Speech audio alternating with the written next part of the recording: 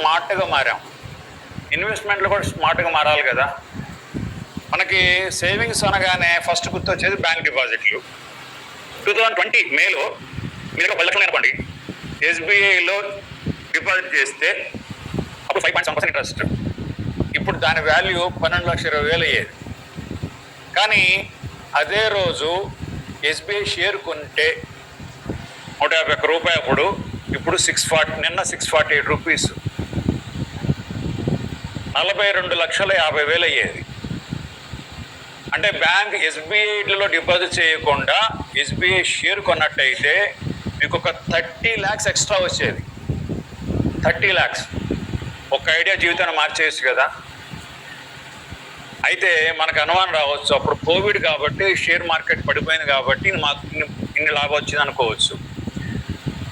2000లో HDFC bank HDFC షేర్లలో 1 లక్ష అంటే 2 లక్షలు పెట్టుంటే 2000లో, ఇప్పుడు దాని వాల్యూ 2 కోట్లు.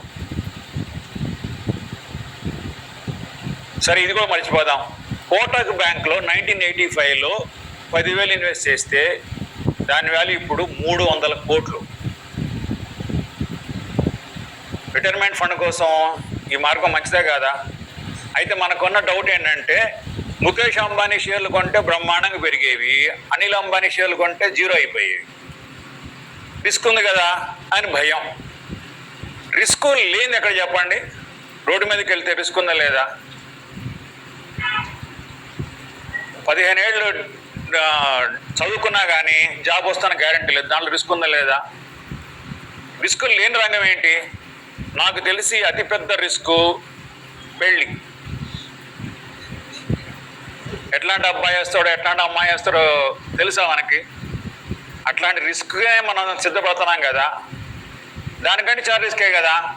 79 నుంచి ఇప్పటి వరకు ఎప్పుడు అడుగుపెట్టిన స్టాక్ మార్కెట్లో ఒక 15 ఏళ్ల పాటు ఉంటే ఒకసారి కూడా లాస్ రాలా. యావరేజ్ ప్రాఫిట్ ఎంత తెలుసా? 15%. మరి 6-7%కి రాజీ పడిపోయే బదులు 15% అక్కర్లేదండి, కనీసం 12% చాలు కదా, బ్రహ్మాండ లాభాలు వస్తాయి కదా.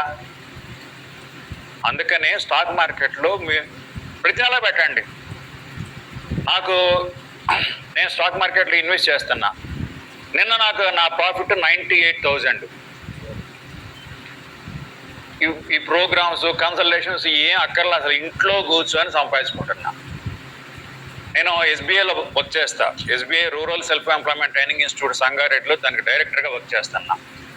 మనీ పర్స్ పుస్తకాలు రాసా. ఇదివరకు ఈ క్లాసులు కూడా చెప్పేవాడిని, కన్సల్టేషన్స్ ఉండేవి. కానీ వాటన్నిటికంటే కూడా ఇంట్లో కూర్చొని సంపాదించుకునే అవకాశం ఉన్నప్పుడు. అయితే రిస్క్ సంగతి ఇంకోసారి చెప్పాలి. మన అందరికీ కూడా రిస్క్ తీసుకునే ఎబిలిటీ మన డిఎన్ఏలోనే ఉంది. మీరు స్టాక్ మార్కెట్లో ఇవాళ 10 లక్షలు పెట్టారు, రేపు 9 లక్షలు అయిపోయింది అనుకోండి, ఏమనిపిస్తుంది? జన్మలో స్టాక్ మార్కెట్ జోలికి పోకూడదు అనిపిస్తుందా? Yes or no? మీరు బంగారం కొన్నారండి, 1 కోటి రూపాయలు పెట్టి బంగారం ఆభరణాలు కొన్నారు. ఇవాళ కొన్నారు, రేపు అమ్ముదామని చూస్తే మీకు ఎంత వస్తుంది? డబ్బులు 80 లక్షలు వస్తుంది. ఎందుకంటే తయారీ, తరుగు, జిఎస్టీ ఇవన్నీ పోతే 20% పోతున్నాయండి. అంటే 1 కోటి రూపాయలు పెట్టి మీరు బంగారం కొంటే నెక్స్ట్ డే అమ్మేస్తే 80 లక్షలే వస్తాయి. ఆ రిస్క్ సిద్ధపడారు లేదా? ఎందుకు కొన్నారు? ఆ రిస్క్ ఎందుకు ఆలోచించరు? లాంగ్ టర్మ్ కోసం కొన్నారు కాబట్టి బంగారం. మీరు 1 కోటి రూపాయలు పెట్టి ప్రాపర్టీ కొన్నారు, ఇవాళ కొన్నారు, రేపు అమ్ముదామని చూస్తే మీకు ఎంత వస్తుందండి? రిజిస్ట్రేషన్ ఛార్జెస్ ఇవన్నీ పోగా 90 లక్షలే వస్తాయి. అంటే రిస్క్ సిద్ధపడుతున్నాం లేదా? మన డిఎన్ఏలోనే రిస్క్కి సిద్ధపడే తత్వం ఉంది. సో స్టాక్ మార్కెట్ కూడా రిస్క్ ఉంది, కానీ లాంగ్ టర్మ్లో రిస్క్ పెద్దగా ఎక్కువేం లేదు. జాగ్రత్తగా స్టడీ చేస్తే బ్రహ్మాండమైన ప్రాఫిట్స్ వస్తాయి. ఇంకొకటి, మన ఇండియా అడ్వాంటేజ్ ఏంటంటే మన దగ్గర యంగ్స్టర్స్ ఎక్కువ ఉన్నారు. ఒక ఊళ్ళో యావరేజ్ కుర్రాల ఏజ్ 28 ఇయర్స్ అండి. పక్క ఊళ్ళో యావరేజ్ ఏజ్ 60 ఏళ్ళు, అంటే ముసలోళ్ళు ఎక్కువ ఉన్నారు. బిజినెస్ చేయాలంటే మీరు ఏ ఊరికి వెళ్తారండి? యంగ్స్టర్స్ ఉన్న ఏజ్ ఊరికి వెళ్తారా లేదా? ఇండియా అట్లాంటి విలేజ్. మన ఇండియాలో యావరేజ్ ఏజ్ 28.2 ఇయర్స్. అంటే మన దగ్గర పనిచేసే వాళ్ళు ఉన్నారు, తినేవాళ్ళు ఉన్నారు. అందుకని ప్రపంచం చాలా కంపెనీలు మన ఇండియాలో బిజినెస్ చేయడానికి వస్తున్నాయి. మరి దాన్ని మనం వినియోగించుకోవాలి కదా. మోడీ గవర్నమెంట్ కార్పొరేట్స్కి బాగానే సపోర్ట్ ఇస్తుంది, మీకు తెలిసిందే. ఇది అడ్వాంటేజు. మన దగ్గర 140 కోట్ల మంది జనాభా ఉంటే మన డిమాట్ అకౌంట్లు ఉన్నాయి 13.5 crores మాత్రమే. అంటే కనీసం 50% మందికి డిమాట్ అకౌంట్ ఉండాలి. ఎందుకంటే అమెరికా లాంటి దేశాల్లో 50% వాళ్ళకి డిమాట్ అకౌంట్లు ఉన్నాయి, స్టాక్ మార్కెట్లో ఇన్వెస్ట్ చేస్తున్నారు. మన దగ్గర చాలా తక్కువ. అంటే ఎందుకు చెప్తానంటే గ్రోత్ ఛాన్సెస్ చాలా ఎక్కువ ఉన్నాయి. దీన్ని మనం వినియోగించుకోవాలి. లేకపోతే బండ చాకరీ చేసుకుంటూ సంపాదించాలి. కొంచెం స్మార్ట్గా మారాలి కదా. ఇంకొకటి, మన దేశంలో ఆడవాళ్ళు సంపాదించడం మొదలుపెట్టారు.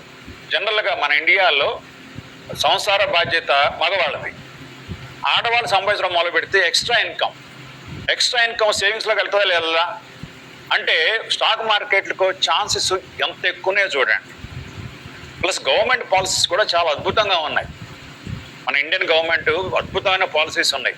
అంటే గ్రోత్, ప్రపంచం రిసెషన్కి వస్తానని భయపడతా ఉంటే మన ఇండియాలో ధైర్యంగా ఉన్నాం. ఈ అవకాశాన్ని మనం వినియోగించుకోకపోతే బస్ మిస్ అయిపోతాం. సో కాబట్టి ఇన్వెస్ట్ చేయండి ఒకటి. రెండోది, మీ దగ్గర ఇన్సూరెన్స్ పాలసీస్ 2 కోట్ల ఇన్సూరెన్స్ కవరేజ్ ఉన్న వాళ్ళు ఎంతమంది చేతులు ఎత్తండి. 2 కోట్లు.